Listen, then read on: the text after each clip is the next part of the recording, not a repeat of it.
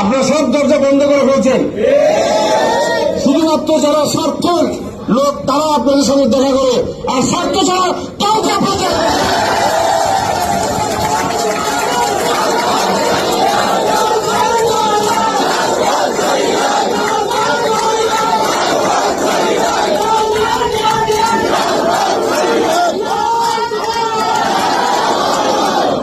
এই স্বার্থের জন্য তো আমরা এই রাজনীতিটা করি না, এই দলটা করি নাই। আমি নিজে 2 বার গুলিবিদ্ধ হয়েছি, জীবন মৃত্যুর সন্দেহে ছিলাম। আমি কয়েকবার গ্রেপ্তার হয়েছি। যে গুমের শিকার, যে মানুষকে আজকে জীবন মরণের ব্যাপার ছিল, আমার পাশেই অনেকে মারা গিয়েছেন, আমার সাথেই অনেকে গুম হয়ে গেছেন, অনেকের পরিচয় পাওয়া যাচ্ছে না এখন পর্যন্ত। আজকে সেই অবস্থায় আমরা যারা কাজ করেছি, আমাদের সব দরজা যদি বন্ধ হয়ে যায় আমরা যাবো কোথায়? আমাদের তো সেই অধিকার আমরা কোথায় পাবো? আমরা আজকে বলতে চাই, এই স্বার্থের রাজনীতি যারা করছে, স্বার্থে হাসিলের জন্য আপনাদেরকে যারা ব্যবহার করছে, তারা কিন্তু সুষমের পাখি, তারা কিন্তু বেশি দিন থাকবে না।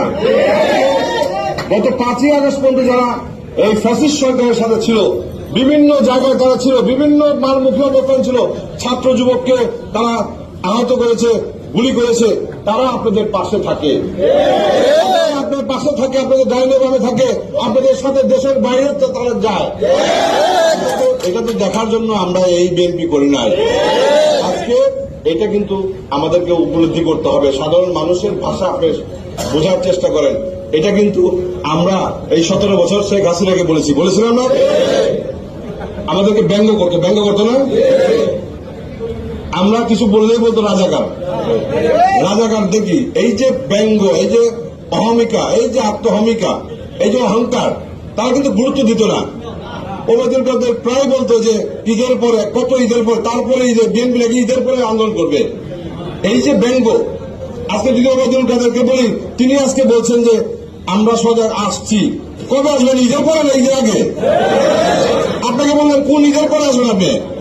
আপনি যে দেশের বাইরে থেকে বলতেছেন, আগেও বলছেন যে আমাদেরকে ব্যঙ্গ করতে, এখন যদি আপনাকে নিয়ে ব্যঙ্গ করেন, কবে আসবেন আপনি? ঈদের পরে? কোন ঈদের পরে আসবেন? এই যে ব্যঙ্গ করার প্রবণতাকে দূর করেন, সাধারণ কর্মীদের ভালোবাসা কথা বোঝার চেষ্টা করেন। আজকে এই আমার যে অধিকার, আমাদের যে অধিকার, সেই অধিকারের জন্য আজকে আমাদেরকে ডাকে। আমরা ইনশাল্লাহ, আমাকে অনেকে বলে যে ভয় পান কিনা,